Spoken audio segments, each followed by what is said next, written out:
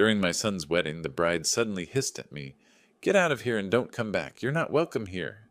I just smiled and said, "Okay, but I'm not leaving alone."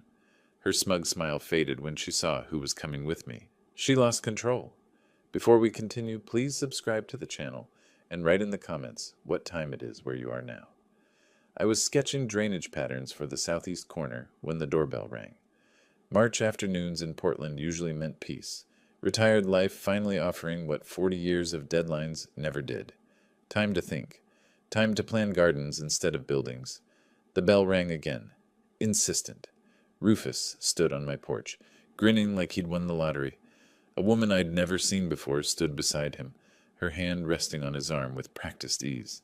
"Dad, we're engaged!" My son's words tumbled out before I could ask them inside. "I wanted you to meet her right away." The right away struck me first. No phone call, no gradual introduction, just this sudden presentation like showing off a car he'd bought on impulse. "Come in," I managed, stepping aside. "This is unexpected." I know. Rufus practically vibrated with nervous energy as they entered. "But when you know, right?" The woman extended her hand. "Celeste Morgan, I've heard so much about you, Mr. Boyd. Rufus says you designed half the notable buildings in Portland." Her grip was firm, confident. Manicure expensive, French tips recent. "Notable is generous," I replied. "Functional is accurate. Please call me Delbert." She smiled and immediately began cataloging my entryway. Her eyes swept across the original crown molding, paused on the walnut banister, calculated dimensions with what looked like professional assessment. "This craftsmanship is extraordinary. You don't see this quality anymore." "Built in 1923, I said, watching her absorb the information like someone appraising inventory. We moved to the living room. I offered coffee, which they accepted. As I prepared it in the kitchen, I could hear Celeste asking Rufus about square footage, property lines, neighborhood development patterns. Her voice carried that smooth professionalism I recognized from years of contractor meetings, people who measured value before appreciating beauty. "So," I said, returning with the tray, "tell me how you two met." Rufus launched into the story with too much enthusiasm. Networking event. Industry connection. She was consulting for a luxury real estate firm. He was presenting on sustainable development. Their eyes met across the conference hall. Very cinematic, Celeste supplemented with precise details. "I work with high net worth clients primarily. Property portfolios, investment strategies, estate transitions." She said high net worth 3 times in 5 minutes. When I met Rufus, his passion for ethical development impressed me. So many people in our industry just chase profit. "What about your family?" I asked. "Where are they?" She deflected smoothly. "Seattle originally, but we weren't close. I prefer looking forward rather than back. Rufus has told me wonderful stories about you, though. Retired architect, widower, built this beautiful home. He clearly got his talent from you." The compliment felt rehearsed. I sipped my coffee and said nothing. "Actually," Rufus said, pulling papers from his messenger bag, "Celeste suggested something I think shows real maturity. A prenuptial agreement, for transparency and mutual protection." He handed me the document like it was proof of her virtue. I put on my reading glasses slowly, buying time to process this development. The contract was thick, 20 pages of legal language. "This is thorough," I said. "My attorney drafted it," Celeste explained. "I believe in protecting both parties. Marriage is a partnership, but smart partnerships have clear terms. Don't you agree, Delbert?" I flipped through the pages. Clause 7. All family assets acquired during marriage subject to equal division. Family assets, not marital assets. Family. Clause 12. Inheritance received during marriage becomes marital property after 1 year. "Has Rufus had independent legal review?" I asked. "Dad, it's fair. Celeste wouldn't—" "I'm sure," I interrupted gently. "Just standard practice, son. Any major contract deserves 2 perspectives." Rufus looked wounded. Celeste touched his arm, redirecting his attention with subtle pressure. "Would you like to see the rest of the house?" she asked me. "I'm fascinated by this period's architecture." We toured the rooms. She photographed crown molding, supposedly for inspiration, but her angles captured more than decorative details. In the master bedroom, she paused by the window, overlooking the garden. Such a large house for one person, she observed. Have you considered what happens to it eventually? The question landed with calculated weight. Eventually is a long way off, I replied. Of course, she smiled. I only meant estate planning is crucial. Rufus mentioned you haven't updated your will recently. Did he? My tone cooled. That's a private matter between father and son. She backtracked with professional grace. Families should discuss these things openly. Prevents misunderstandings later. I prefer preventing misunderstandings now. Back downstairs, Rufus checked his watch. We should go. Reservation at 6. At the door, Celeste hugged me with calculated warmth. I'll take good care of him, she whispered against my shoulder, and I'm so glad we'll be family. The emphasis on family sounded possessive. After they drove away, I stood in the doorway holding the prenup. Small details accumulated in my mind like structural defects during inspection. The diamond bracelet she wore, 3 carats minimum, worth more than 6 months of consultant salary. Designer handbag. Knowledge of inheritance law exceeding casual interest. Questions about my will before questions about my favorite foods or hobbies. I walked to my study, spread the contract across my desk, and began making notes. Circled clause 12. Underlined clause 7. In the margin, I wrote one word. Why? The weeks after their visit crawled by with suffocating normalcy. Rufus called regularly, each conversation steering toward wedding plans, venues, guest lists, color schemes. I responded with appropriate enthusiasm, asked appropriate questions, played the role of supportive father. The prenuptial contract sat in my study drawer. Twice Rufus asked if I'd reviewed it thoroughly. Twice I deflected, still reading through the details. Truth was, I'd read it 17 times. Each reading revealed new concerns buried in legal language. But concerns weren't evidence. They were only instincts, and instincts don't convince sons blinded by infatuation. Mid-April arrived with unusual warmth. My former colleague, Robert Chen, called about meeting for lunch downtown. He wanted advice on retirement planning, transitioning from active practice to consulting work. I agreed. The restaurant he chose, Cascade Room, occupied a renovated warehouse in the Pearl District.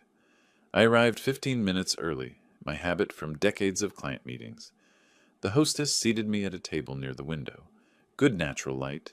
I reviewed the menu, wondering if Robert would be late as usual, when movement across the restaurant caught my attention. I looked up and went completely still. Celeste sat at a corner table, partially obscured by a decorative column. A man in an expensive suit sat across from her, early 40s, dark hair, confident posture. Their body language screamed intimacy. She leaned close, her hand covering his on the table. His thumb stroked her wrist with familiar ease. My first instinct was to stand, march over, demand an explanation. My hand was halfway to pushing back my chair when 40 years of architectural discipline overrode emotion. Confront her now with what? Having lunch with someone? She'd have an explanation ready. Business meeting, old friend, innocent coincidence. I needed more than a single observation. I needed pattern. I signaled the waiter. Could I move to that table instead? I gestured toward a spot where a potted plant would provide partial concealment. Better lighting for my work papers. From my new position, I had a clear sightline they couldn't detect. I pulled out my phone, pretended to check messages, and activated the camera. Through the foliage, I photographed them. For 20 minutes, I watched with the attention to detail I'd once applied to blueprint reviews, cataloged every gesture, her fingers tracing his forearm, his hand briefly touching her cheek, the way they shared a dessert with a single fork, laughing at some private joke. When the waiter brought their check, the man paid without hesitation. Expensive bottle of wine, multiple courses visible on the bill even from my distance. They were comfortable together, practiced. This wasn't a first date or second meeting. This was an established relationship. When they prepared to leave, she kissed his cheek and lingered there, her lips near his ear. He whispered something that made her laugh, not the polite laugh she'd used in my living room, but something genuine and unguarded. They exited separately, professional caution suggesting they understood the need to hide. I waited 5 full minutes, paid my own bill quickly with cash, and followed to the parking area. The man climbed into a black Mercedes sedan. I photographed it, capturing the license plate clearly. Robert Chen arrived 20 minutes late, with profuse apologies about traffic. I barely registered our lunch conversation. My mind churned through implications, possibilities, strategies. After we finished, I drove directly to the office of Philip Torres, a journalist I'd known for 20 years through Chamber of Commerce networking. "Philip, I need a favor," I said. "A discreet one." He looked up from his computer. "Discreet usually means trouble. Information only. License plate to name." He studied my expression. "Legal trouble?" "Family trouble. I need to know who someone is before making decisions." Philip leaned back in his chair. "Remember when I needed an architect's assessment before buying that house on Thurman? You found those foundation issues. Probably saved me $50,000. I remember. Consider us even." He took the plate number I'd written down. 30 minutes and 2 phone calls later, he had the information. Daniel Kraus, real estate agent at Premier Properties Northwest. Specializes in luxury estates, over $2 million. I searched for Daniel online while still in Philip's office. Found his professional profile with photograph. Same man from the restaurant, Match confirmed. Now I needed depth. I researched Portland private investigators that evening, selected Marcus Webb based on his specialty, financial fraud and infidelity cases. His office occupied a modest suite downtown. Webb himself was unremarkable, mid-40s, average build, forgettable face. Perfect for surveillance work. I explained the situation concisely. My son's fiancée, suspicious prenuptial agreement, intimate lunch with another man. I need her background investigated, particularly romantic history and financial patterns. Webb quoted his rates without emotion. $150 per hour plus expenses. "Whatever it takes," I said. "I want a comprehensive report." He asked one question. "If I find what you're afraid I'll find, what will you do?" I met his eyes steadily. "Protect my son." He nodded and took my retainer check. 2 weeks. I'll be thorough. Those 2 weeks stretched like 2 months. I maintained normal facade with Rufus. Weekly dinners resumed. Wedding planning discussions continued. Celeste joined twice, performing her role perfectly. Affectionate to Rufus, respectful to me, asking my opinion on ceremony details. Each time I smiled, offered suggestions, watched her with new understanding. She was good, really good.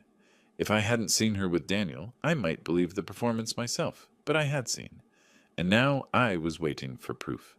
Webb called on May 2nd. "Report's ready. You'll want privacy when you read it." We met at his office. The folder he handed over was thick, at least 60 pages. "Took some digging," Webb said, "but the pattern's clear. She's done this before. Twice." I opened the folder and began reading. Marriage certificate from 2019. Celeste Morgan to James Whitfield, Portland businessman. Divorce filing from 2021. Settlement, $180,000 plus vehicle. Marriage certificate from 2022. Celeste Morgan to Richard Brennan, Seattle entrepreneur. Divorce filing from 2023. Settlement, $225,000 plus property transfer. Photographic surveillance from the past 2 weeks showed Celeste meeting Daniel Kraus 6 times. Hotel receipts, restaurant bills. They'd been involved at least 8 months, longer than she'd been dating Rufus. Webb's handwritten note on the final page. She's getting better at this. I closed the folder and sat in silence, absorbing the complete picture. My son wasn't in love. He was a mark, a target, a transaction she'd been planning since before they'd met. "Recommendation?" Webb asked. "Show him this today." "Not yet," I said slowly. "If I approach this wrong, she'll convince him I'm paranoid. I need better timing, complete strategy." "Don't wait too long. Wedding's what, 4 months away?" I stood, folder in hand. "I won't let it happen. Trust me on that." I left Webb's office carrying a folder that weighed nothing and everything. Downtown Portland traffic blurred past my windshield during the drive home. My mind wasn't processing stoplights or lane changes.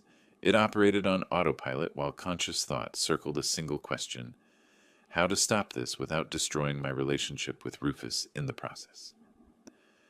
At home, I spread Webb's report across the dining table. Marriage certificates, divorce decrees, financial settlements, photographic surveillance. Each document another nail in Celeste's coffin. But hammering those nails required precision. Approach Rufus too early, she'd convince him I was jealous. controlling, unable to release him to independent life. Wait too long, legal protections would activate. Timing was everything. I needed expert guidance, not an investigator's facts, but a lawyer's strategy. The next morning, I researched Portland family law attorneys online, selecting Patricia Reynolds after reading her 23 years specializing in prenuptial disputes and fraud cases.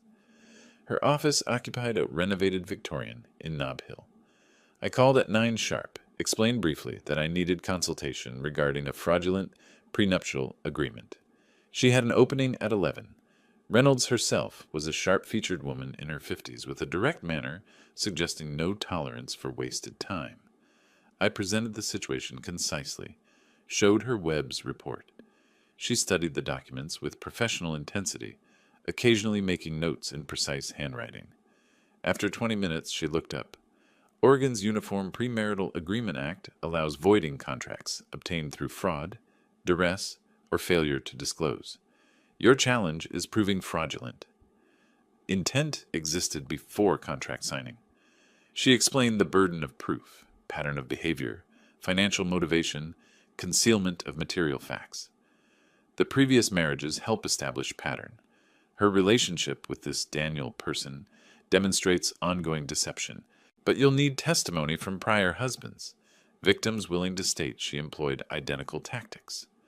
Reynolds quoted her retainer fee, $5,000 for comprehensive case preparation. I wrote the check immediately. Document everything from this point forward, she advised. Record conversations if Oregon's one-party consent law allows. It does, if you're a participant. Get your son's permission to record family discussions about wedding planning. Don't tell him why yet. I left with a legal roadmap. That afternoon, I returned to Webb's office.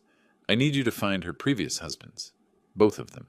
I need to know if they'll talk, if they'll testify, if necessary. Webb pulled out notes from his report. Kevin Morgan, first husband, lives in Seattle. Tech consultant, divorced her 3 years ago. Second husband, James Pritchard, moved to San Francisco after their divorce 2 years back.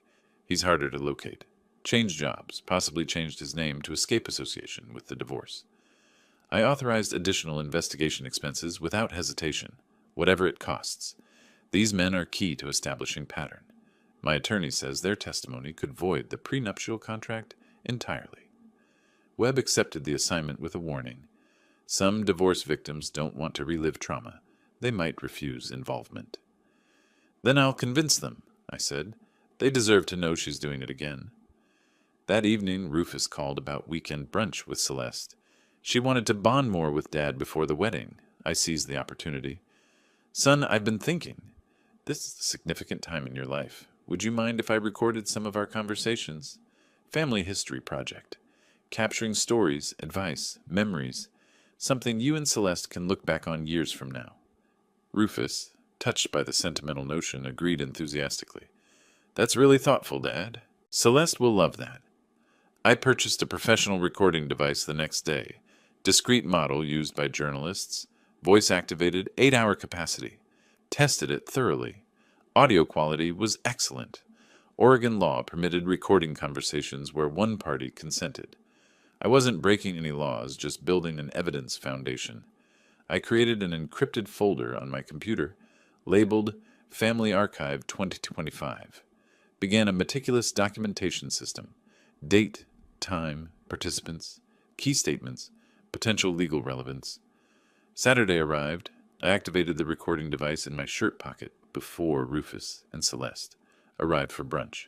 She entered with practiced warmth, kissed my cheek, brought expensive bakery pastries, complimented recent garden work. Over coffee, the conversation flowed naturally toward estate planning. Celeste initiated smoothly. Delbert, Rufus mentioned you haven't updated your will since his mother passed. That's 8 years. Estate law changes. Tax implications shift. Have you considered reviewing it? I played my role perfectly, slightly confused, appreciative of her concern. I suppose I should. Never been good with legal paperwork? You understand these matters? She leaned forward, eager. I work with attorneys regularly through real estate transactions. I'd be happy to recommend someone. Or we could discuss as family. Understanding everyone's situation helps with long-term planning. Family planning? I repeated carefully. You mean after you and Rufus marry? Exactly. Combined household finances, shared resources, coordinated investments. Modern families operate as economic units. Rufus chimed in, oblivious. Makes sense, Dad. Celeste has a business degree. She's better at financial strategy than either of us. I nodded slowly, playing elderly confusion. So you're suggesting what exactly? Celeste's smile sharpened microscopically. Just transparency. Understanding what assets exist, how they're structured, what succession plans are. Prevents family conflicts later. I noted how quickly later entered her vocabulary.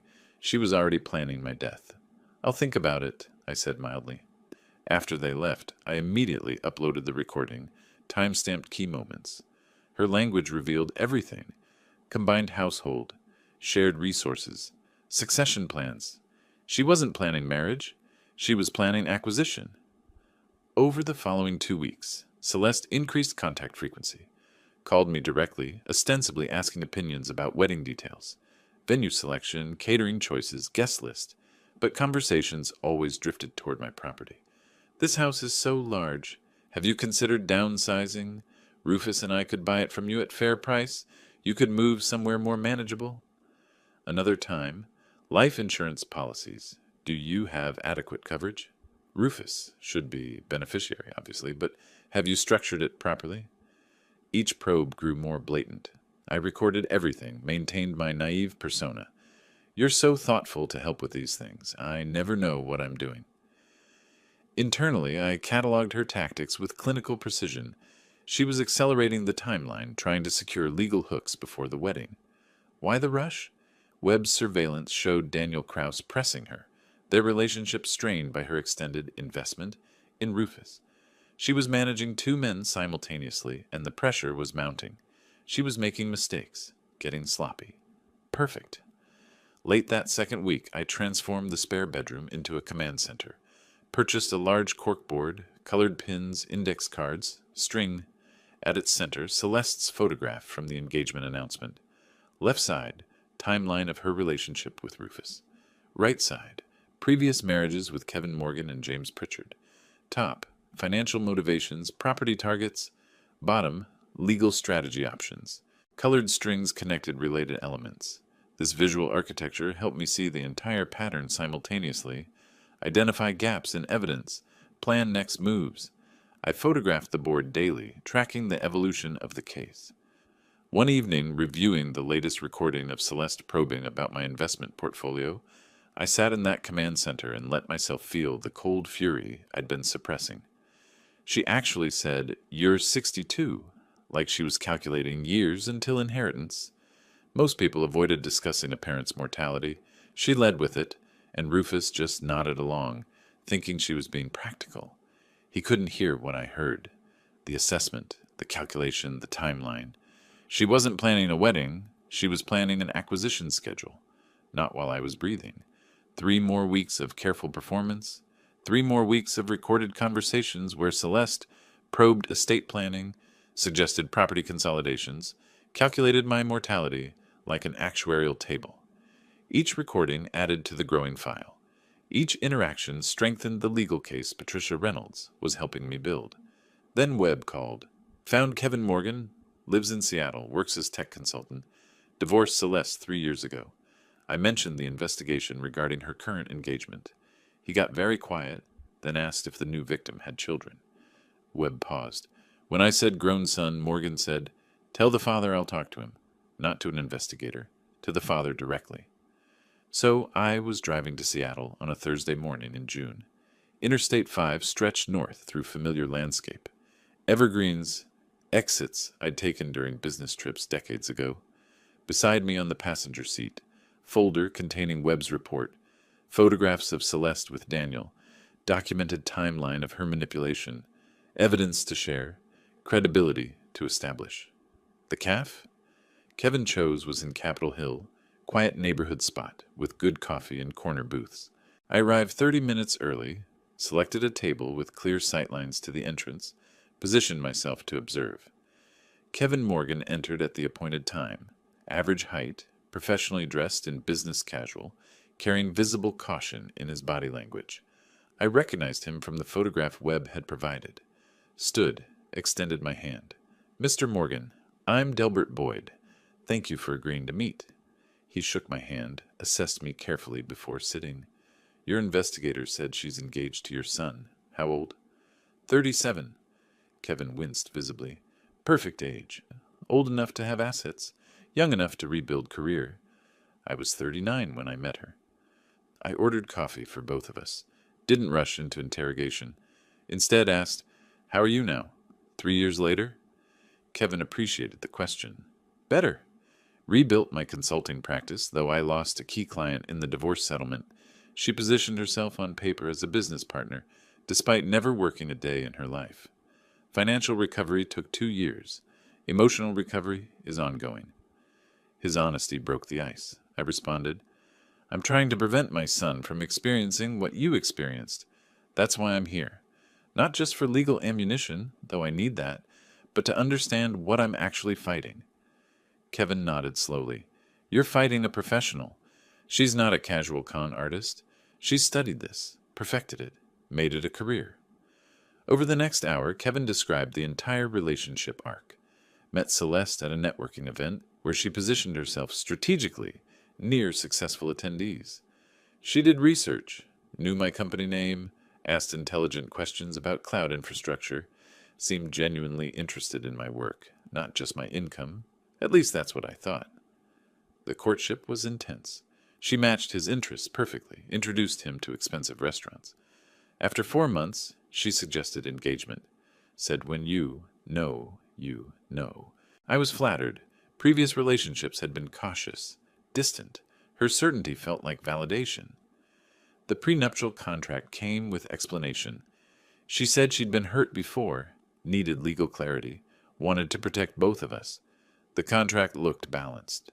Equal division of assets acquired during marriage. I didn't understand the clause language. Family assets acquired during marriage actually meant anything either of us inherited or received from relatives became marital property. His father died 8 months into the marriage, left him $150,000 and a vintage car collection. According to the prenup, that became a marital asset. The marriage lasted 18 months. She changed after the wedding, distant, critical, increasingly demanding. Started an affair with a real estate investor. I found hotel receipts. When I confronted her, she filed for divorce immediately. Her attorney was aggressive. Mine was outmatched. Settlement cost him $180,000, the car collection, and 30% stake in his business. Kevin's voice stayed level, but his hands shook slightly, holding the coffee cup. She knew the timing, waited until the inheritance cleared, then pulled the trigger. The whole thing was planned from the beginning. I shared my own folder, Webb's investigation, recorded conversations with Celeste, timeline of manipulation. Kevin reviewed the materials with growing recognition. Same pattern. Exactly. Look at this line. Family resource consolidation. She used those exact words with me. It's scripted. He examined the photograph of Celeste with Daniel Kraus. Different man, same dynamic. She always has a backup plan, someone to fall back on when the mark is exhausted. I asked directly, would you be willing to provide a written statement? Testify if necessary to void her prenuptial contract with my son? Kevin didn't hesitate. Yes. I should have spoken up when the investigator contacted me after she married the second husband. Guilt's been eating at me. If I'd warned him... I interrupted gently. You're warning me now. That's what matters. We drafted the statement together on his laptop. Detailed timeline, specific manipulation tactics, financial outcome, pattern recognition. Kevin signed it, provided contact information. Call me anytime. Whatever you need. She shouldn't be allowed to keep doing this. As our meeting concluded, Kevin offered final insight. Your son won't believe you at first. I wouldn't have believed anyone trying to warn me. She's that good at creating alternative reality.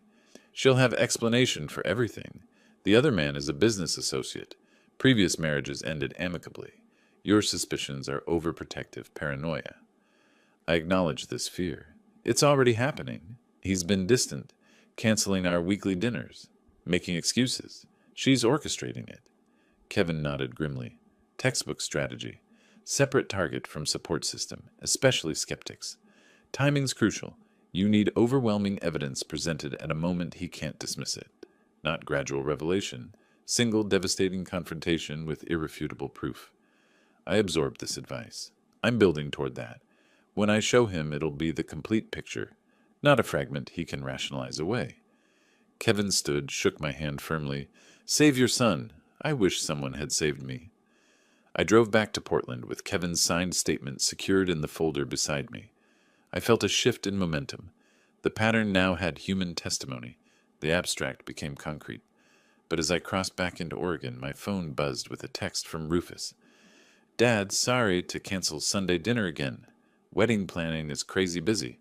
Celeste says we need to finalize the venue this weekend. Rain check? It was the third cancellation in 4 weeks. I recognized the strategy Kevin had warned about. Isolation by increments. Each excuse reasonable. Cumulative effect, separating target from protection. I responded simply, Of course, son. Let me know when you're free. But driving through late afternoon traffic, I calculated, the wedding was 10 weeks away. Celeste was accelerating her timeline, consolidating control over Rufus. My evidence gathering was thorough, but time-consuming.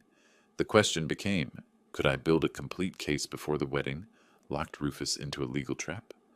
Mathematical problem. Architect's challenge. The answer needed to be yes. Kevin Morgan's signed statement joined the growing evidence file. I added it to the command center board, connecting his testimony to Celeste's current manipulation tactics with red string. The pattern was undeniable now, a professional operation refined over multiple victims. But collecting evidence and reaching my son were different challenges. The Sunday after the Seattle trip, Rufus called. Dad, can we reschedule dinner? Celeste needs help choosing between venues. I agreed. Following Sunday, photographer meeting ran late. Third Sunday. Sorry, Dad. Wedding planning is overwhelming. We'll catch up soon. 3 consecutive cancellations. Our tradition, maintained even during his college years abroad, now abandoned. Celeste was executing exactly what Kevin had warned about. Isolation by increments. By mid-July, I understood. She'd sensed something. My performance had slipped somehow, or her instincts detected danger. Either way, she was moving to neutralize me. Wednesday evening, I was preparing dinner when the phone rang. Rufus's voice carried unfamiliar tension. Dad, we need to talk. Celeste thinks. I've been thinking about our relationship. Warning bells immediately. I kept my voice neutral. What about it? You've been distant lately. When we visit, you ask strange questions. Celeste noticed you're recording conversations. She thinks it's because you don't trust her. My mind raced. How did she know about the recordings? Did Rufus tell her about the family history project? Son, those recordings are for preserving family memories, like I explained. That's what you said, but why do you need to record everything? It feels like surveillance, like you're looking for problems that don't exist. The phrasing, looking for problems that don't exist, was definitely Celeste's language. Rufus continued, Celeste thinks maybe you're having trouble letting me go. She says parents sometimes sabotage their kids' relationships because they fear abandonment. Textbook manipulation.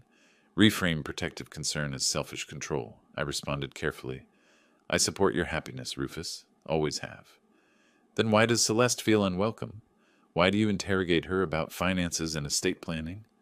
I don't interrogate. I engage in conversations she initiates. She says you twist things, make innocent questions seem suspicious. The conversation spiraled. Rufus grew defensive. I remained measured, but felt my son slipping away. The call ended with Rufus saying, Maybe we should take a break from dinners until after the wedding. Give everyone space to breathe. I agreed. What choice did I have? But recognized this as Celeste's victory. Complete isolation achieved. The following morning, I met Reynolds at her office, explained the deteriorating relationship with Rufus, Celeste's counterattack. She listened with professional sympathy. This is expected. She's protecting her investment. Your son is an asset she's cultivated. She won't let you interfere without a fight. Can I approach him now? Show him the evidence? Reynolds shook her head firmly. Partial revelation is dangerous. You'll show him the investigation. She'll explain it away. Your father hired a detective because he's paranoid. You present the previous marriages, she says. I was young, made mistakes, learned from them. You showed Daniel Kraus photographs, she claims. Business associate. Your father's twisting innocent meetings. Every piece of evidence you reveal prematurely becomes inoculation. She builds antibodies against the truth. So I do nothing while she turns him against me? You continue building the case. We need overwhelming proof presented at a moment she cannot spin it. Wedding day itself might be ideal. Public setting, emotional stakes high, her guard lowered by perceived victory. I considered this. You're suggesting I let the wedding proceed to the brink of disaster. I'm suggesting you strike when the target is most vulnerable. Celeste expects opposition before the wedding. She's defending against that. She won't expect opposition at the wedding. Element of surprise is your advantage. That afternoon, Webb called. She met Daniel again. Downtown Marriott, room 847. Spent 3 hours there yesterday. I couldn't get inside, obviously, but I planted an audio device in the hallway near the door. Not admissible in court, but gives us intelligence. He emailed the encrypted audio file. I downloaded it, played the recording through headphones. Hotel corridor sounds, elevator dings, footsteps, muffled voices. Then a door opening, Celeste's laugh, Daniel's lower voice. The door closed, but the device captured their conversation through poor insulation. Quality was marginal, but words emerged clearly enough. 10 more weeks of this charade? 8. Wedding's August 16th. After that, timeline accelerates. And the father? He's a problem? Handled. I have isolated the son effectively. Old man can suspect whatever he wants. Rufus won't believe him now. Sound of ice and glass. Movement. You said that about Morgan's brother. He nearly derailed everything. This is different. Rufus is more malleable. No close family except father, and I've poisoned that relationship. After the wedding, the prenup activates. Give it 18 months. 18 months playing devoted wife? I've done longer. Remember the contractor? 2 years of that tedium. This one's easier. He actually believes I love him. Cruel laughter from both. I stopped the playback. Sat in silence. Hearing her voice, not the warm tone she used with me, but cold calculation with Daniel, crystallized everything. This wasn't romance gone wrong. It was premeditated fraud, and Rufus was completely blind to it. The following Sunday, I violated my own strategic patience. Drove to Rufus's apartment unannounced, hoping to catch him alone. He answered the door with surprise, bordering on irritation. "Dad, what are you doing here?" "Wanted to see you. We've barely talked in weeks." He didn't invite me inside. We talked in the doorway, awkward and stilted. I tried an indirect approach. "Son, have you had an independent attorney review the prenuptial contract?" "Why would I need that? Celeste's attorney drafted it fairly." Standard practice to have separate legal counsel. "Dad, stop. This is exactly what Celeste warned about. You're trying to undermine our relationship." "I'm trying to protect. I don't need protection. I'm 37 years old, capable of making my own decisions." I saw Celeste's purse on the entry table, realized she was inside listening, probably coached this entire exchange. "Rufus, please, just listen." "No, you listen. If you can't support this marriage, maybe you shouldn't attend the wedding. Think about that." He closed the door. I stood in the empty hallway, feeling defeat. Driving home, I understood. Reynolds was right. Partial approach failed. I needed overwhelming confrontation, not gentle persuasion. But the cost was watching my son drift into disaster while I prepared. Back home, I updated the caseboard with latest developments. Created a new section. Counterattack timeline. Documented each cancellation. Rufus's changing language. Celeste's escalating control. Added the transcript of the hotel recording. Photographs Webb had captured. The evidence Webb covered an entire wall now. Financial documents. Surveillance photos. Kevin Morgan's testimony. Recorded conversations. Timeline analysis. Any objective observer would see the clear pattern. But Rufus wasn't an objective observer. He was the target, the mark, the victim in progress. I stood before the board, architect analyzing complex structure. The foundation was solid. Legal framework through Reynolds, victim testimony through Kevin, surveillance evidence through Webb, documented manipulation through recordings. But timing remained the critical variable. Strike too early, the structure collapsed.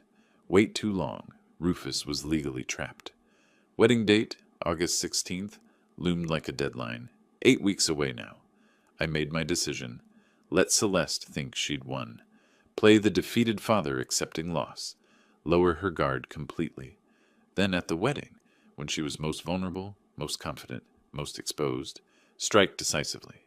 No warning, no mercy, complete revelation. Late July became early August. Weeks of silence from Rufus. No calls, no texts, complete radio silence. I maintained the strategic withdrawal, resisting every urge to reach out. Let Celeste believe she'd won. Let her guard drop. Meanwhile, the work continued. Webb submitted final surveillance reports. Celeste and Daniel met 4 times in 10 days as the wedding approached. Hotel rooms, expensive restaurants, extended afternoons at his waterfront condo. Each meeting documented, photographed, time-stamped. The pattern was clear. They were planning the post-wedding phase, confident in their scheme. Patricia Reynolds organized the evidence into a legal presentation. Victim testimony, financial documentation, surveillance materials, recorded conversations, prenuptial analysis. This would convince any judge, she said, but your audience is your son, not a court. Arrange materials for emotional impact, not just legal strength. 2 weeks before the wedding, I was ready. Then the phone rang. It was Wednesday evening, August 6th. I was in the command center arranging evidence packets when Rufus's name appeared on my screen. First call in 3 weeks. Dad. His voice was uncertain, almost sheepish. Hi, son. Silence stretched between us. Then, wedding Saturday. I know we've had distance lately, but you're still my father. I want you there. I was careful. Does Celeste want me there? He trailed off. She thinks maybe it's not a good idea. But it's my wedding, too. I'm inviting you. I appreciate that. Of course I'll attend. Really? I thought maybe you'd... I support your happiness, Rufus. Always have. More silence. I sensed he wanted to say more, couldn't quite form the words. Finally, ceremonies at 3 p.m. Brookside Country Club, reception following. You don't have to stay long if it's awkward. I'll stay as long as appropriate, I said, but I need to tell you something important at the wedding. Will you give me a few minutes of your time? Before or after the ceremony? Your choice. Important? Like what? Information you need to have. About your future. Your marriage. His defensive tone returned. If this is more criticism of Celeste, it's information. What you do with it is your choice. Just promise you'll listen. Reluctantly. Fine. After the ceremony. Brief conversation. Thank you. That's all I ask. The call ended. I sat motionless, processing.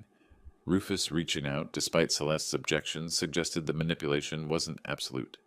Some part of him still valued our relationship, still wanted his father's presence. This complicated the emotional calculus. The revelation would devastate him, but the alternative was worse. The first week of August, I transformed months of accumulated materials into strategic presentation. Created 3 identical evidence packets, one for Rufus, one for Reynolds as legal backup, one for my own reference. Each packet organized chronologically. Section 1, Background, Kevin Morgan's written testimony, financial records of previous divorces, pattern analysis. Section 2, Current deception, Webb's surveillance photographs of Celeste with Daniel spanning 3 months, hotel records, timeline showing meetings throughout Rufus's courtship. Section 3, Manipulation evidence, transcripts of recorded conversations highlighting financial probing, estate planning pressure, isolation tactics. Section 4, The Smoking Gun, transcript of the hotel hallway recording where Celeste and Daniel discuss timeline, financial calculations, explicit acknowledgement of the scheme. Section 5, Legal analysis, Reynolds' assessment of the prenuptial contract, fraud indicators, grounds for annulment. Each section marked with color-coded tabs, key passages highlighted.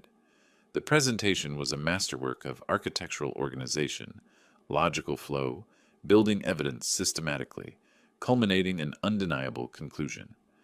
I sealed the packets in professional folders, labeled them simply, The Truth About Celeste Morgan, stored 2 copies in the safe, kept one accessible for wedding day, also created a digital backup on an encrypted USB drive.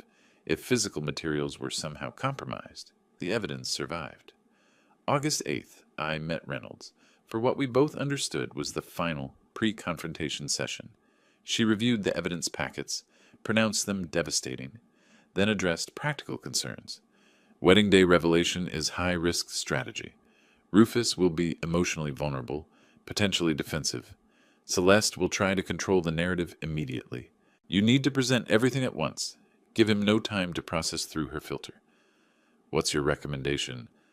Pull him aside privately after the ceremony if possible. Find a moment when you can speak to him alone with the evidence. She paused. What's your extraction plan? Extraction? After revelation, Rufus will need space away from Celeste to process. She'll try to isolate him immediately. Spin the evidence. You need somewhere he can go. Your house, hotel room, anywhere she can't follow. I hadn't considered this. My house. I'll insist he come home with me to discuss. Reynolds nodded. Good. Have a bag packed for him. Clothes, toiletries, whatever he might need for a few days. Show him you're prepared to support him through the aftermath. August 10th, Webb delivered his concluding investigation materials. Final photographs showed Celeste and Daniel at a waterfront restaurant 3 days prior, their conversation apparently intense. Based on their body language and duration, 2 hours, I'd say they're finalizing post-wedding plans. She's stressed, he's reassuring. Timeline's approaching, and she's feeling pressure. Webb also provided financial intelligence. I pulled Daniel's recent transactions through a source I have. He's paid for all their hotel rooms, dinners, even bought her expensive jewelry she probably won't wear around Rufus. He's invested significantly in this relationship. I absorbed this additional dimension. So Daniel's a victim too, in his way? Willing victim. He knows what she's doing to your son. That recording proved it. He's complicit. Webb extended his hand. Good luck. This has been the most satisfying case in years, stopping a predator before she completes the cycle. August 12th, evening, 4 days before the wedding. I was reviewing the evidence packets when the phone rang again. Rufus's voice. Ceremonies at 3 p.m. Brookside Country Club. I know I already told you, but I wanted to make sure you're really coming. I'll be there, son. Okay, thanks, Dad. After he hung up, I sat in silence. That night, I wrote a letter to Rufus, sealed it in an envelope to be opened only if the confrontation went catastrophically wrong. Explanation of the investigation, motivation, evidence location, apology for method, but not for intention. Place the letter in my safe deposit box with instructions for my attorney. Backup plan in case of worst outcomes. August 15th, Friday evening, night before the confrontation. I prepared methodically, laid out my formal suit, ensured the evidence folder was ready, tested the recording device, small digital recorder that fit in my jacket pocket, reviewed key talking points for presentation, ate a light dinner, needed a calm stomach tomorrow, sat in the command center one final time, reviewing the evidence board, months of work compressed into tomorrow's minutes. I photographed the entire board with my phone, visual record of the investigation's evolution, then systematically dismantled it, filed the materials. The command center transformed back into a guest bedroom. Physical evidence removed, but psychological preparation complete. That night, sleep was elusive. I lay in darkness, mind running through scenarios. Best case, Rufus sees the truth immediately, leaves with me, cuts contact with Celeste. Worst case, Rufus believes her spin, chooses fiancé over father, proceeds with wedding.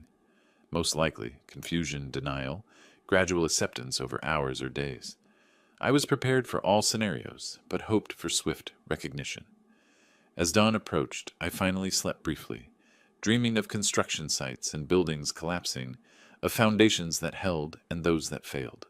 Woke at 6. Wedding day had arrived. Wedding morning arrived with gray Portland skies, threatening rain that never came. I dressed methodically. Formal charcoal suit, white shirt, conservative tie. The evidence folder slipped into my jacket's inner pocket. Weight barely noticeable, but presence constant. Digital recorder tested one final time. Battery full, memory clear. Voice activated function engaged. I arrived at Brookside Country Club 90 minutes before the ceremony. Wanted to observe the setup, understand venue layout, identify private spaces where post-ceremony conversation with Rufus could occur. The club occupied rolling hillside overlooking Willamette Valley, manicured lawns, vintage architecture, discreet wealth. The parking lot was already filling with expensive vehicles. Inside, controlled chaos of final preparations, florists adjusting arrangements, caterers organizing the reception hall, photographer testing lighting angles. I positioned myself strategically for the ceremony. Back row, aisle seat, clear sightline. Guests arrived in waves. Celeste's side filled quickly with well-dressed strangers. Rufus's side remained sparse, evidence of the isolation she'd engineered. I recognized few of his colleagues, no close friends. The wedding party assembled, then the processional music began. Celeste appeared at the aisle's head, objectively beautiful in an elaborate white gown that probably cost $15,000. She walked toward Rufus with practiced grace, smile radiating confidence. I activated the recording device with a subtle pocket touch. Vows were exchanged. I promised to love, honor, cherish, each word from Celeste's mouth a documented lie. Rings placed. I now pronounce you husband and wife. Guests applauded. The couple kissed. I watched my son seal a legal trap, knowing I had perhaps 30 minutes to spring him free. The reception began in the adjacent ballroom. Cocktail hour proceeded. Champagne flowing. Appetizers circulating. I maintained a peripheral position, declined alcohol, observed. Celeste remained attached to Rufus's arm, steering conversations, intercepting anyone who approached him independently. Classic control behavior. I tracked the venue layout mentally. Main ballroom, side rooms for private conversations, emergency exits, DJ booth with microphones set up for toasts. Identified optimal private space, small library off the main hallway. Door closes, windows provide light, furniture suitable for document review. Reception transitioned to seated dinner. Assigned seating placed me at table 8, far from the head table where the newlyweds sat elevated. Deliberate slight, undoubtedly Celeste's arrangement. Throughout dinner I watched her. She was radiant, victorious, completely confident. Perfect. Then dessert concluded, and the DJ announced, "Now we'll hear from the bride's parents," followed by father of the groom. Before toast began, Celeste excused herself from the head table. She detoured to my table, leaned down close, voice low enough only I could hear. "Delbert, I want to thank you. You raised a wonderful son. Your job is complete now." She paused, gauging my reaction. I remained expressionless. "This is my family now. Rufus and I discussed it. We need space to build our marriage without interference, meaning you should probably leave soon. You've been here for the ceremony. That's sufficient." "Rufus asked me to stay for toasts," I said calmly. "Rufus asks for many things when he's being sentimental. I'm telling you what's actually best for him. And frankly," her mask slipped slightly, contempt breaking through, "you're excess here. You don't fit with our friends, our lifestyle, our future. Go home. Don't come back." She straightened, smoothed her dress. I spoke quietly. "All right, Celeste." She smiled, vindicated. "But I'm taking someone with me when I leave." She paused, processed this. "Taking someone? What does that mean?" "You'll see shortly." Something in my tone finally registered. Her confidence wavered microscopically. "What are you—" "Enjoy your reception, Celeste. What's left of it." I stood, walked toward the DJ booth. She watched, uncertainty blooming into concern, but couldn't pursue without creating a scene. I reached the DJ booth as the bride's parents concluded their generic well wishes. The DJ extended the microphone. "You're next, sir, father of the groom." I accepted the microphone, stepped to where the entire reception could see me. 200 faces turned my direction. Rufus watched from the head table, anxious but expecting a conventional toast. Celeste's expression showed first real alarm. "Thank you all for attending this celebration. I'm Delbert Boyd, Rufus's father." Standard opening. Guests relax slightly. Traditionally, this is the moment for a toast, celebration, well wishes. Welcoming a new family member? Pause. "I'm not giving that toast. What I have to say is more important than tradition. Rufus," I looked directly at my son, "I need to speak with you. Privately. Immediately. This cannot wait." The room's energy shifted, sensing irregularity. Rufus half stood. "Dad? What are you—" "Rufus, I need to speak with you. Privately. Right now. This is extraordinarily important." Silence blanketed the reception. Celeste's face drained of color. This can wait. Let's continue the reception. Address family matters later. No, I interrupted firmly. This cannot wait. Rufus, give me 10 minutes. Private conversation. What I show you will change everything. Reception frozen in confused silence. Guests whispered, uncertain whether this was planned drama or real conflict. Rufus stood fully, torn between my urgency and Celeste's restraining hand on his arm. She hissed something inaudible. He shook his head, stepped away from the table. 10 minutes, Dad. Then you need to explain why you're disrupting my wedding. He walked toward me. Celeste rose to follow. I raised my hand. Just Rufus. This conversation is between father and son.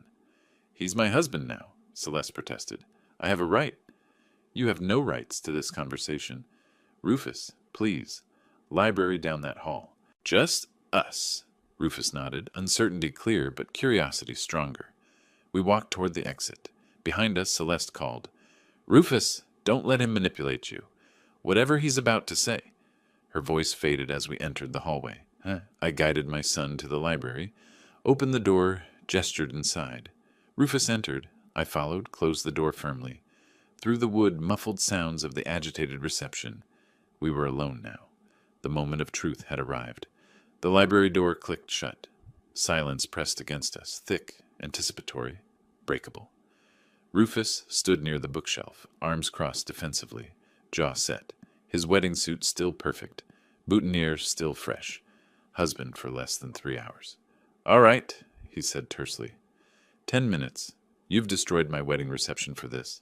Show me whatever evidence justifies that. I removed the folder from my jacket, placed it on the mahogany table centered in the room, maybe 2 inches thick, months of investigation compressed to portable form. My hands were steady. I'd spent too long preparing for this moment to tremble now. Before I open this, understand something. Everything inside was legally obtained. Nothing fabricated, nothing misinterpreted. Independent verification available for every claim. Why are you talking like a lawyer? Just show me. I opened the folder to the first section. This is testimony from Kevin Morgan. Rufus frowned. Who? Celeste's first husband. His expression flickered. Surprise. She told me she'd never been married. I slid the document across the table. Read it. He picked up the pages reluctantly, began scanning. Kevin's statement was detailed. Courtship timeline, engagement after 4 months, prenuptial contract, marriage duration, financial manipulation, divorce settlement costing him $180,000 plus business stake. Rufus read slowly, color beginning to drain. This could be fake. Anyone could write. Kevin signed it. Notarized statement. He's willing to testify under oath. Here's his contact information. Call him right now if you doubt. I pushed my phone across the table. Rufus stared at the document, not reaching for the phone. There's a second husband, I continued quietly. James Pritchard. Similar pattern, similar outcome. She's done this before, Rufus. Twice. You're the third target. No. The word came out weak. She would have told me. Why would she tell you? That information destroys the illusion she's carefully built. I opened the second section. Photographs spilled across the table. Celeste and Daniel Kraus at restaurants, entering hotels, walking through parks. Timestamps spanning March through August. Who is that? Rufus asked, voice hollow. Daniel Kraus, real estate agent. They've been involved for at least 8 months, longer than she's known you. I laid out images chronologically. Early March meeting, April hotel visit, May afternoon at his condo, continuing through 2 weeks ago. Every time she claimed late work meeting, client showing, she was with him. Rufus picked up a photograph showing them kissing outside a hotel entrance. His hand trembled. You hired a private investigator to follow my fiancé? I hired an investigator after accidentally seeing them together. Would you have believed me without proof? This doesn't mean maybe it ended before we got serious. It didn't end. Look at the dates. This one, I pointed to a recent photo, was 3 days before your wedding. I opened the third section, financial documents. Look at the divorce settlements. Pattern of timing. Marry quickly, stay 18 months to 2 years, file for divorce once significant assets have been acquired. Your prenup, it's designed to maximize her financial access after 1 year. Stop. Rufus's voice broke. This is... He couldn't finish. I pressed forward, had to complete the presentation while his defenses were crumbling. During wedding planning, I recorded family conversations. You gave permission, remember, of Family History Project? Rufus nodded numbly. I recorded because I suspected manipulation. I opened my laptop, queued audio files. Listen. I pressed play. Celeste's voice filled the library, warm and concerned. Delbert, have you updated your will recently? Estate planning is so important. Recording continued through her probing questions about property value, inheritance structure, succession planning. Each clip showed calculated financial interests masked as helpful concern. Rufus listened with growing horror. One more piece, I said. Most important. I cued the final audio file. This was recorded in a hotel hallway. Audio quality isn't perfect, but the words are clear enough. I pressed play. Celeste's voice emerged, talking to Daniel. 8 more weeks of this charade. Her laugh, cruel and calculated. Daniel. And the father? He's a problem? Handled. I've isolated the son effectively. Old man can suspect whatever he wants. Rufus won't believe him now. Sound of movement, ice clinking. Daniel, you said that about Morgan's brother. Celeste, this is different. Rufus is more malleable. After the wedding, the prenup activates. Give it 18 months. Daniel, 18 months playing devoted wife? Celeste, I've done longer. This one's easier. He actually believes I love him. Their laughter. I stopped the playback. Silence crushed the library. Rufus sat frozen, face completely drained of color. His breathing had gone shallow. For 30 seconds he didn't move. Then, that's her voice. Not a question. Statement. Yes. She called our marriage a charade. Yes. She said I'm malleable, that I believe she loves me. His voice cracked on the final words. I'm sorry, son. He stood abruptly, paced to the window, stared out at manicured grounds where hours ago he'd married the woman whose voice still echoed. He actually believes I love him. The prenuptial contract, I said gently. It's designed to maximize her financial access. If you stay married 12 months, she's entitled to 40% of assets acquired during marriage. Legal trap disguised as mutual protection. Rufus turned from the window. His face had transformed, shock giving way to something colder. She planned this? From the beginning. Researched me, targeted me, performed caring girlfriend, manipulated me away from you, married me, all for money. Yes. What do I do? His voice was empty. First decision is simpler. Do you continue this reception celebrating a marriage that's built on lies, or do you end it now? He looked at the closed door. Beyond it, 200 guests waited. Celeste waited. Music probably playing. I end it, he said quietly. Then louder, I end it now. He walked to the door, yanked it open, strode down the hallway toward the reception. I followed, carrying the folder. We entered the reception hall together. The music stopped. The DJ noticed our entrance. Conversations died as guests turned. Celeste stood from the head table, relief crossing her face, until she saw Rufus's expression. He walked directly to her, stopping 3 feet away, the entire room watching. The wedding is canceled, Rufus announced, voice carrying to every corner. Gasps rippled through the guests.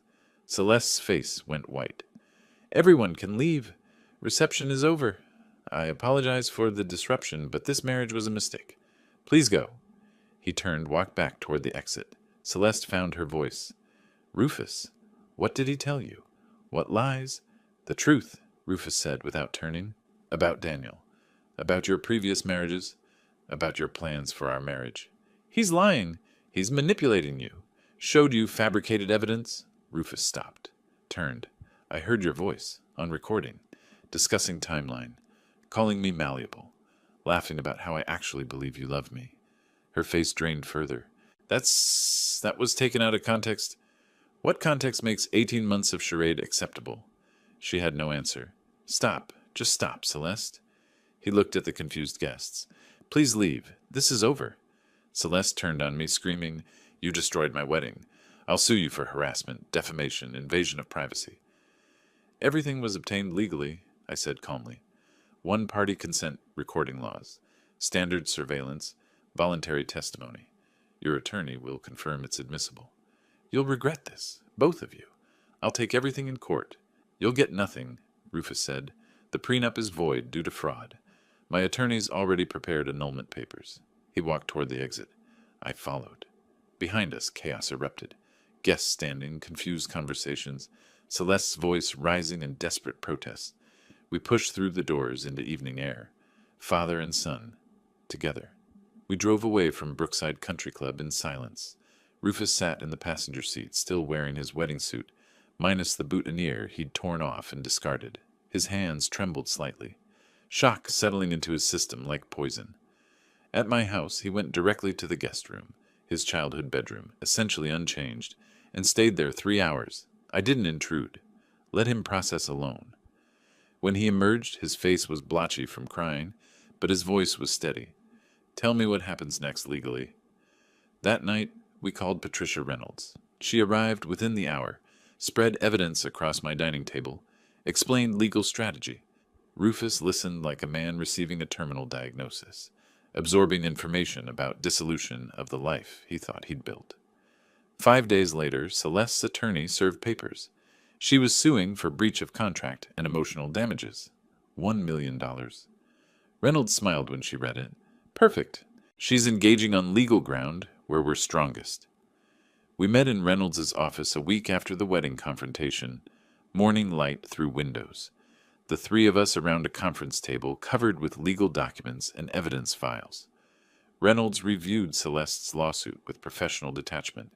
She's claiming you breached the prenuptial contract by refusing to honor the marriage, seeking enforcement of contract terms plus emotional distress damages.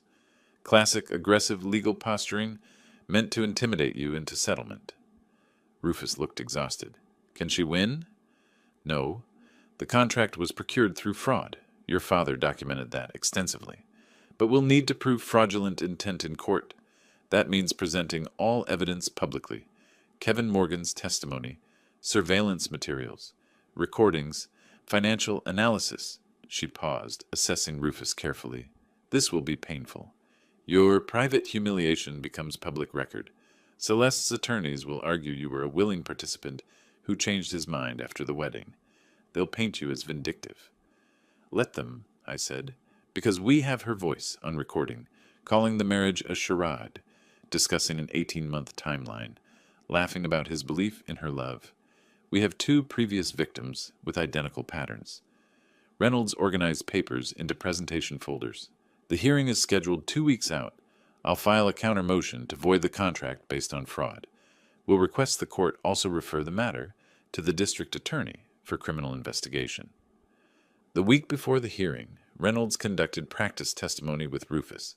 She played opposing counsel, attacking his credibility with brutal efficiency. Mr. Boyd, isn't it true you willingly pursued a relationship with Ms. Morgan? That you proposed marriage? That you signed the prenuptial agreement after reviewing its terms? Rufus, exhausted from emotional turmoil, struggled to maintain composure. Yes, but I didn't know. Didn't know what? That relationships require trust? Or did you simply regret your decision and concoct an elaborate fraud narrative to escape consequences? That's not. You hired a private investigator to follow your fiancé, recorded private conversations. These are actions of a paranoid, controlling individual, not a victim. Rufus's hands clenched. Reynolds softened, returned to her normal tone. That's what they'll do. Twist facts, attack character. You need to stay calm, stick to evidence. When they attack, respond simply. I believed I was in an honest relationship. Evidence proved otherwise. The courthouse hearing room was smaller than I expected. Wood paneling, judge's bench elevated, gallery seating for perhaps 30 people. Celeste sat at the plaintiff's table with 2 attorneys. Designer suit, projecting confidence. She avoided eye contact with us. Judge Margaret Chen, mid-50s, reviewed the filings with evident skepticism toward Celeste's claims. Reynolds presented our case first.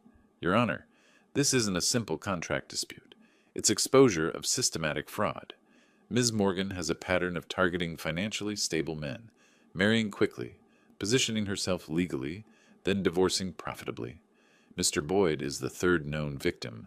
We have testimony from a previous husband. Kevin Morgan took the stand, sworn in, recounted his experience. Celeste's attorney objected repeatedly, irrelevant to current case, but Judge Chen allowed testimony. Pattern evidence is relevant to fraudulent intent claims. Kevin was articulate, detailed, credible. Described identical courtship tactics, prenuptial manipulation, financial devastation. Under cross-examination, Celeste's attorney tried discrediting him. Isn't it true you're bitter about your divorce? That you've contacted Ms. Morgan's subsequent partners, seeking revenge? I contacted this young man's father, Kevin corrected firmly, to prevent him from suffering what I suffered. That's not revenge. That's decency. Gallery observers took visible notice. Reynolds then played the hotel recording. The courtroom heard Celeste's voice. 18 months of charade. He actually believes I love him. Laughter. Judge Chen's expression hardened. Celeste whispered urgently to her attorneys. Reynolds's financial expert, forensic accountant Thomas Brennan, testified about Celeste's divorce settlements. 2 previous marriages, both ending in substantial financial transfers, pattern of timing suggesting calculated extraction. Based on documentation, Ms. Morgan's income from consulting work averages $40,000 annually, yet her lifestyle exceeds 3 times that income. The discrepancy is explained by divorce settlements totaling over $400,000 combined. Celeste's attorneys argued circumstantial evidence, character assassination, selective presentation, but momentum had shifted decisively. Judge Chen delivered her ruling from the bench. Having reviewed evidence, including recorded admissions, testimony from a previous victim, and financial analysis, this court finds the prenuptial agreement was procured through fraudulent misrepresentation and concealment of material facts. The contract is void. Plaintiff's claims for breach and damages are dismissed with prejudice. She paused, consulting notes. Furthermore, evidence suggests potential criminal fraud. The court is referring this matter to Multnomah County District Attorney for investigation into possible charges under Oregon fraud statutes. Ms. Morgan, you should consult with criminal defense attorney. The gavel struck. Celeste's face went ashen. Her attorneys immediately requested private conference. Reynolds leaned toward us. That's complete victory. She has nothing now. Outside the courthouse, late August afternoon, sunshine felt surreal after the windowless hearing room. Reporters approached, but Reynolds deflected them professionally. Rufus stood on the steps, physically present but emotionally distant. It's over? He asked quietly. The civil case is over, I confirmed. Criminal investigation is beginning. But for you, yes, you're free. He nodded slowly, processing. I still can't believe I didn't see it. Every sign was there. She's a professional. That's the point. Making Marks not see signs. We walked to the parking structure. Reynolds followed, carrying her briefcase of legal documents. The district attorney's office will contact you both for statements. Likely they'll prosecute. Evidence is overwhelming. She'll probably accept a plea deal rather than trial. As we reached my car, my phone buzzed. Text from Webb. Daniel Kraus just posted public statement distancing himself from Celeste. Claims he was misled about nature of her relationship with Rufus. Rats fleeing sinking ship. I showed Rufus the message. He read it without expression. Then finally something like satisfaction crossed his face. Good, he said. Let everyone know what she is. We drove home together. Weeks passed. Rufus stayed in my guest room, emerging gradually from shock. First week, mostly silent. Second week, small conversations. Third week brought the apology I hadn't requested, but he needed to give. Dad, I owe you an apology, Rufus said one evening, for doubting you, for choosing her manipulation over your protection. You saw what I couldn't. I'm sorry. You trusted someone you loved, I replied. That's human nature. She exploited it professionally. You listened when it mattered. At the wedding, you gave me those 10 minutes. That took courage. How do we fix our relationship? Same way you'd fix any structure. Assess foundation, repair cracks, rebuild systematically. We resumed Sunday dinners. Simple routine, gradually rebuilding connection. Fourth Sunday, he mentioned starting therapy, counselor specializing in manipulation recovery. She's helping me identify the tactics I missed, he said. That awareness prevents repeat, I confirmed. A month later, Rufus raised finances. Wedding cost $50,000. My savings are gone. I'll loan you $50,000. 3% interest. 5-year repayment. He looked surprised. You don't have to charge interest. This is a loan, not a gift. Loans preserve responsibility. You'll repay this because you'll take ownership of recovery. He signed the agreement carefully. Thank you for treating me like an adult who made an expensive mistake. Early September, Reynolds called with updates. DA accepted Celeste's plea deal. 3 years probation, restitution, criminal record. She left Portland. License revoked, reputation destroyed. Based on your case, Reynolds added, DA found 2 additional potential victims. You stopped a serial predator. Late August afternoon, Rufus and I stood on my terrace overlooking Portland. Sunset painted the sky orange and purple. I've been thinking about trust, Rufus said. I trusted her blindly. Now I'm paranoid. Neither is healthy. Trust is important, I agreed, but verification is more important. Trust, then verify. Watch for consistency between words and actions. Celeste's words were perfect. Her actions revealed truth. Like blueprint inspection, he said, design can be beautiful, but you verify the calculations. Exactly. You're an architect's son after all. He smiled. First genuine smile in months. I'm lucky. Some people don't have a father who builds cases to save them. Some do. They just need to recognize protection when it's offered. I recognize it now. We stood in comfortable silence as the sun set, relationship healed, justice served, fresh start established. The architect's work was complete. If you like this story, please like this video, subscribe to the channel, and share your impressions of this story in the comments. To listen to the next story, click on the box on the left. Thank you for watching.